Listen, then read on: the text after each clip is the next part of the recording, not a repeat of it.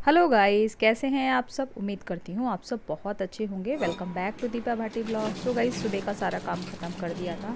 नहा करके आ गई थी, हेड वॉश किया था मैंने। तो आते ही मैं लग गई थी काम में, किचन में।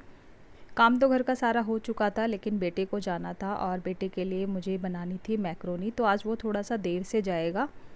हस्बैंड तो सुबह ही चले गए थे, लेकिन आज इसकी क्लास थोड़ी देर से थी, तो वो देर से ही जाएगा। तो उसके लिए मैं अब बना देती हूँ मैक्रोनी सॉरी पास्ता बनाना था मुझे। तो पास्ता ना मैं बॉईल करने के लिए रख गई थी, और वो भी अपनी तैयारी कर रहा है, जाने के लिए तैयार हो रहा है। तो इतनी देर में मैं बना दूँगी, लेकिन थोड़ा सा वो ओवर कुक हो गई है। लेकिन फिर भी चलिए, कोई बात नहीं, क्योंकि उसने ध्यान नहीं दिया। मैं तो चली गई थी नहाने के लिए। तो जैसे ही मैं आई, उसको मैंने स्ट्रेनर में निकाल दिया है एक साइड में। उतना ज़्यादा भी नहीं हुआ था। मैंने शिमला मिर्च काट ली है, और काट ली है 2 प्याज।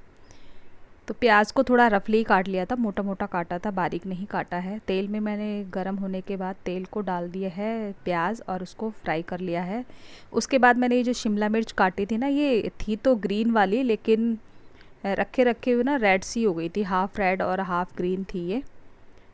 उसके बाद मैंने जो टमाटर और हरी मिर्च का पेस्ट बनाया था वो भी डाल दिया है, और उसको पकाने के बाद इसके अंदर ऐड कर दिया है मैंने लाल मिर्च पाउडर और हल्दी पाउडर, थोड़ा सा नमक टेस्ट के अकॉर्डिंग। उन सबको पकने के बाद इसमें मैंने डाल दिया है टमाटो केचप। और फिर सारे मसाले जब अच्छे से बन गए हैं, जो सॉस थी ना वो भी अच्छे से पक चुकी है, उसके बाद डाल दिया है मैंने ये पास्ता। और यही वाला पास्ता मुझे तो पसंद आता है। मुझे वो वाइट सॉस वाला जो पास्ता होता है ना, वो बिल्कुल अच्छा नहीं लगता। लेकिन बेटा बहुत बार बोलता है, तो किसी दिन वो भी आपके साथ ज़रूर शेयर करूँगी। तो गाइस, पास्ता बनके हो गया है रेडी, और वो भी तैयार हो चुका है। तो वो बस जल्दी जल्दी कर रहा है कि मम्मा दे दो, नहीं तो मैं चला जाऊँगा। तो मैंने उसको डाल के दे दिया है, और उसके बाद में फिर तसल्ली से बैठ कर के खाऊँगी। मैंने भी पास्ता खा लिया था। उसके बाद ये कैबिनेट मैंने खोला ना, इसमें शायद कुछ गिर गया था, नमक या कुछ गिर गया था। तो इसको भी मैं साफ़ कर देती हूँ, क्योंकि मेरे पास अभी काफ़ी सारा टाइम है। घर का मेरा सारा काम हो ही चुका था, बेटा भी जा चुका है, और जो दोपहर के लिए खाना था ना वो भी खा ही लिया है। मैं पास्ता ही बनाया था, तो ज़्यादा कुछ बनाया नहीं था। तो यही वाला जो पहले तो मैंने इसका सारा सामान निकाल लिया है इस कैबिनेट का। और इसमें जो ये ब्राउन कलर का पेपर लगा हुआ है ना, इसी को साफ़ करके दोबारा से बिछा दूँगी। ये जो वो हमारे पैक उसमें आते हैं ना, शॉपिंग बैग जो होते हैं, वही है जो इनको मैं रख लेती हूँ। ब्राउन वाला जो पेपर आता है वो तो मैंने सारा साफ़ कर दिया था कपड़े से। जो ड्रॉजेस थे ना वो भी साफ़ कर दिए थे, क्योंकि जो वो स्टील वाली रैक होती है ना, उसके अंदर मिट्टी जो होती है चिपक जाती है। डेली डेली तो ये सारी चीज़ें साफ़ नहीं होती हैं। फिर एक एक करके मैं जितनी भी बॉटल्स हैं मेरी, ज़्यादातर मसाले ही हैं इसके अंदर। किसी में साबुत मसाले हैं, किसी में पाउडर मसाले हैं। और कॉलिन से ही साफ़ कर रही थी, तो डायरेक्ट नहीं लगाया था। कॉलिन में कपड़े के अंदर लगा ले रही थी, जिससे ना सारे फिर काफ़ी सारे हो जाते हैं, और एक एक पे कॉलिन लगाऊंगी तो बहुत ज़्यादा यूज़ हो जाता है कॉलिन। तो मैंने कपड़े पर ही लगा लिया था उससे ही, क्योंकि चिकने नहीं थे, बस हल्की फुल्की धूल मिट्टी सी थी। तो मैंने सोचा इसको कॉलिन से साफ़ कर देती हूँ। उसके बाद सारा साफ़ करके मैंने एडजस्ट कर दिया है। मैंने सोचा जब चलिए ऊपर वाला साफ़ किया ही है, तो ये नीचे वाला जो है जिसमें मैं बड़े बड़े बर्तन रखती हूँ अपने, इसको भी साफ़ कर देती हूँ। तो ये आटे की थैली थी जिसमें आटा आता है, तो वही थैलियों को मैं धो करके जो पैकेट्स होते हैं उन्हीं को ही यूज़ कर लेती हूँ। इसमें कुछ अलग से नहीं खरीदती हूँ। और उसके बाद इसको भी मैं सूखे कपड़े से अच्छे से साफ़ कर देती हूँ, क्योंकि धूल मिट्टी हो जाती है। ये चीज़ें रोज़ तो साफ़ नहीं होती हैं। और उसको मैंने फिर जो पॉली बैग था इसको अच्छे से साफ़ करके दोबारा से मैंने लगा दिया है, और बर्तनों को फिर से रख दिया है। इसमें ना बस बड़े बड़े बर्तन ही होते हैं।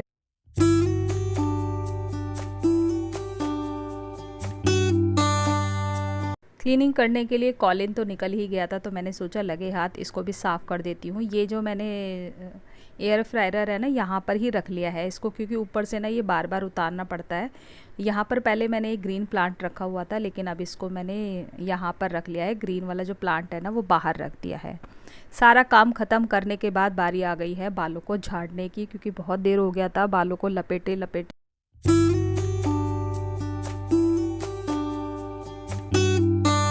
बालों को झाड़ लिया है, बस ऐसे ही मैंने एक अभी क्लेचर लगा लिया है। कंघी मैं करूँगी बाद में, क्योंकि जब ज़्यादा गीले बाल होते हैं तो कंघी उस टाइम पे मैं नहीं करती हूँ, क्योंकि बाल जो है वो ज़्यादा झड़ते हैं। तो थोड़ी देर जब हल्के हल्के सूख जाएंगे ना, तब मैं उसमें कंघी करूँगी। और ये इस वाले रूम में ढेर सारे रखे थे कपड़े जो कि मुझे करने थे फ़ोल्ड। तो कपड़े तो गाइस कम होते ही नहीं है, मैं जबकि डेली कपड़े धो रही हूँ, मुझे समझ नहीं आते हैं कि वैसे तो पापा बेटे के डेली कपड़े उतरते हैं, मेरे भी उतरते ही हैं। ऑफिस जाने के इनके अलग हैं, घर में पहनने के अलग हैं। और गर्मियाँ भी इतनी ज़्यादा हैं तो एक कपड़े को ना ज़्यादा पहना भी नहीं जाता है। सर्दियों में तो फिर भी एक बार को कपड़े चल जाते हैं, और मेरे भी कपड़े डेली ही होते हैं, कम से कम 2 जोड़ी तो होते ही हैं। क्योंकि रात के समय ना मैं तो शाम ही जैसे होती है तो मैं कपड़े चेंज कर लेती हूँ, तो उसकी वजह से भी ना कपड़े ढेर सारे हो जाते हैं। अब कुछ कपड़े जो थे वो तो मैंने फ़ोल्ड करके अलमारी के अंदर रख दिए हैं, लेकिन कुछ कपड़े थे, मेरे थे, कुछ बेटे के थे, हस्बैंड के थे, तो मुझे करने थे प्रेस। उन्हीं को मैं प्रेस कर लेती हूँ, क्योंकि हस्बैंड के तो ज़्यादातर ऑफिस के ही कपड़े होते हैं, वो तो घर में कपड़े ज़्यादा पहन ही नहीं पाते हैं, क्योंकि इतना टाइम ही नहीं मिलता है उनको। मेरा और बेटे का है, बेटा भी बाहर जाता है, तो उसको भी देखिए कपड़े अच्छे से हों तो इंसान के अंदर कॉन्फिडेंस भी आता है।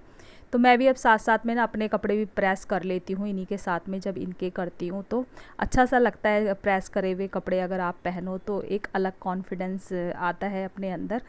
तो चलिए गाइस, फटाफट से मैं कर लेती हूँ सारे कपड़ों को प्रेस। और बाल मेरे अभी गीले हैं, लेकिन वो बार बार बाहर बाल जो है ना आगे आ रहे थे, तो मैं बनाऊँगी उसका एक जूड़ा, क्योंकि ऐसे ना काम नहीं हो पा रहा था।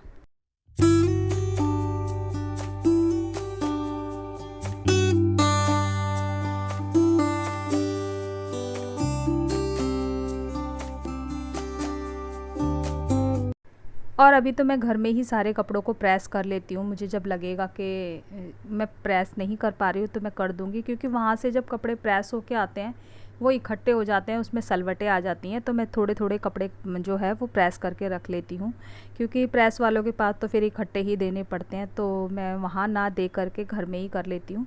और उतना ही आता है, मेरा पास टाइम भी होता है तो मैं कर लेती हूँ। जब मेरे पास टाइम नहीं होता है तो मैं बाहर भी दे देती हूँ। तो गाइज़ उसके बाद सीधा मैं मिल रही हूँ आपसे शाम को। दिन छिप गया है तो मुझे करनी थी पूजा।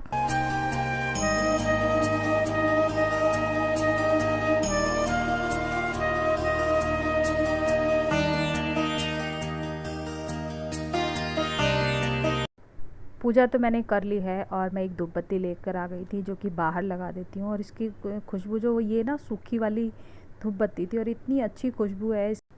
पूजा करने के बाद मैंने चाय बनाई थी, तो चाय मैंने पी ली है। थोड़ा सा ना गले में खराश जैसी हो रही थी, तो मैंने चाय पी ली है। उसके बाद थोड़ी देर बैठ के अब हो गया है डिनर का टाइम। तो मुझे बनाने हैं घिया के कोफ्ते। 2 बड़ी, एक छोटी घिया थी, एक बड़ी वाली घिया थी जो लंबी वाली होती है। छोटी वाली घिया आधी ना ख़राब निकल आई थी, और जो बड़ी वाली घिया थी वो ठीक थी, तो मैंने छील लिया था। और अब इसको कर लेती हूँ कद्दूकस। कद्दूकस करने के बाद अच्छे से घिया को मैंने निचोड़ लिया था, क्योंकि उसमें काफ़ी सारा पानी होता है, क्योंकि फ्रिज में रखी होती है। जबकि मैं दोपहर को ही सब्जियों को निकाल के रख देती हूँ, जब भी मुझे कोई सब्ज़ी बनानी होती है।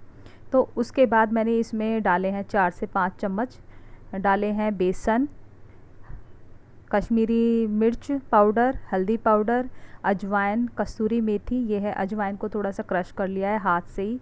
और अब इसको कर दूंगी मिक्स। और डाला था इसके अंदर गाइस नमक टेस्ट के अकॉर्डिंग, क्योंकि थोड़ा ही डालूंगी, टेस्ट के अकॉर्डिंग नहीं, थोड़ा ही डालूंगी, क्योंकि सब्ज़ी जब बनेगी तो उसमें भी नमक जाएगा। और एक साइड में मैंने कढ़ाई में डाल दिया है तेल। तो सरसों का ही तेल इस्तेमाल करूँगी मैं, क्योंकि अभी फॉर्चून है नहीं, और सोचती हूँ मैं कि फॉर्चून कम से कम यूज़ करूँ। तो अब इसके मैं जब तक मेरा तेल जो है गर्म हो रहा है, तो मैं इसके ना गोल गोल बना के रख लूँगी, मतलब कोफ्ते बना करके रख लूँगी। साइज़ आपकी मर्ज़ी है, आप क्या रखना चाहें, गोल भी रख सकते हो, लंबे भी रख सकते हो, आप पकोड़े की तरह भी बना सकते हो। तो तेल गर्म हो गया था, और अब इसके अंदर मैं सारे डाल देती हूँ, अच्छे से कर लूँगी इसको फ्राई।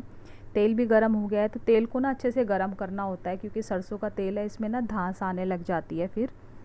तो अच्छे से तेल गरम हो गया था, और अब ये देखिए गाइस कितने अच्छे कोफ्ते बन के तैयार हुए हैं। आप इसको ना ऐसे भी खा सकते हो चटनी वगैरह के साथ, ज़रूरी नहीं है कि इसकी सब्ज़ी ही बनाओ। तो देखिए फ्राई हो चुके हैं, और अब इनको मैं निकाल लेती हूँ। और इसके बाद जो बाकी के रह जाएंगे उनको भी बना लूँगी बारी बारी, क्योंकि अभी 2 बार और बन जाएंगे, इतना पेस्ट था। सारे कोफ्ते बन गए थे, दूसरी कढ़ाई ले ली है, उसमें तेल डाल दिया है। तेल गर्म होने के बाद मैंने डाल दिया था ज़ीरा, और मैंने ये जो पेस्ट बनाती हूँ, जैसे कि आपको सबको पता है, टमाटर हरी मिर्च का पेस्ट बना रखा था मैंने, उसको डाल दिया है। उसके बाद उसके अंदर ऐड कर दिए हैं कश्मीरी लाल मिर्च, थोड़ी थोड़ी डालूँगी क्योंकि कोफ्ते में भी डली हुई थी। नमक, और हल्दी, और ये है कस्तूरी मेथी ऊपर से भी डाली है मैंने, क्योंकि इसका फ्लेवर जो आता है ना वो बहुत ही अच्छा आता है। मसाला पकने के लिए छोड़ दिया था मैंने। ये देखिएगा, इस मसाला जो है मेरा काफ़ी अच्छे तरीके से पक चुका है, तेल जो है सेपरेट हो चुका था। और अब इसके अंदर ऐड कर दिया है मैंने पानी, और जब पानी में अच्छे से उबाल आ जाएगा उसके बाद डाल दूँगी जो कोफ्ते बना करके रखे हैं वो डाल दूँगी। और उसके 5 मिनट बाद जो है कोफ्ते की सब्ज़ी बनके हो गई थी तैयार। तो गाइज़ मैंने जो है रोटी वगैरह जो है सारे कुछ बना लिया है। ये थी सब्ज़ी, तो मैं यहाँ से हटा दे रही हूँ क्योंकि किचन मुझे क्लीन करना है, क्योंकि अगले दिन के लिए ना किचन को क्लीन करना ही पड़ता है, नहीं तो सुबह ना बहुत ज़्यादा गंदा लगता है। और वैसे भी घर के लिए, हमारी बरकत के, घर की बरकत के लिए किचन को गंदा रखना बिल्कुल भी सही नहीं होता है। सबसे पहले तो मैं प्लेटफॉर्म और जो मेरा गैस स्टोव है उसको अच्छे से क्लीन कर दिया है, और उसके बाद जितने भी सारे बर्तन थे, कढ़ाई वगैरह जो है मैंने सब खाली कर लिए हैं, जिसमें मैंने फ्राई किए थे कोफ्तों को, वो भी खाली कर लिया है। तो सारे बर्तनों को धो लेती हूँ, क्योंकि अभी जो है ना खाना नहीं खाया है, तो खाना खाने के बाद दोबारा से भी बर्तन होंगे। भाई सारा काम ख़त्म कर दिया है, डिनर पूरी तरीके से बनके हो गया है तैयार। तो इधर है, ये देखिए कोफ्ते, तो ये कोफ्ते बन गए हैं इधर। बस धनिया नहीं था, तो हस्बैंड अभी आने वाले हैं, वो लेकर आएंगे, तब मैं इसके अंदर डालूंगी धनिया। इधर रखा हुआ है दूध, अभी ये गर्म है, तो अभी इसको फ्रिज में नहीं रखूँगी, जब ठंडा हो जाएगा तब रखूँगी इसको फ्रिज में। और इधर थी रोटियाँ जो कि बन चुकी हैं। ये देखिए किचन भी पूरी तरीके से क्लीन कर दिया है, इधर बर्तन धो दिए हैं, सिंक क्लीन कर दिया है, पूरा काम मेरा ख़त्म हो गया है रात का। और अपना किचन पूरी तरीके से कर दिया है मैंने क्लीन। तो गाइस थोड़ी देर में भी हस्बैंड आ जाएंगे, तब उसके बाद करेंगे डिनर। तो जो डिनर के बर्तन होंगे वो मैं कर दूँगी उसके बाद, क्योंकि कर दूँगी उसके बाद साफ़। और कल के लिए किचन मेरा हो गया है तैयार, क्योंकि सुबह जब उठते हैं तो गंदा किचन ना बिल्कुल भी अच्छा नहीं लगता है। इसके साथ ही आज का ब्लॉग मैं यहीं एंड करती हूँ। मैं मिलूँगी आपसे नेक्स्ट ब्लॉग में। अगर ये ब्लॉग आपको ज़रा भी अच्छा लगा हो, किसी भी रीज़न से अच्छा लगा हो, तो प्लीज़ चैनल को सब्सक्राइब करें, वीडियो को लाइक शेयर कमेंट ज़रूर करें। Take care, bye bye.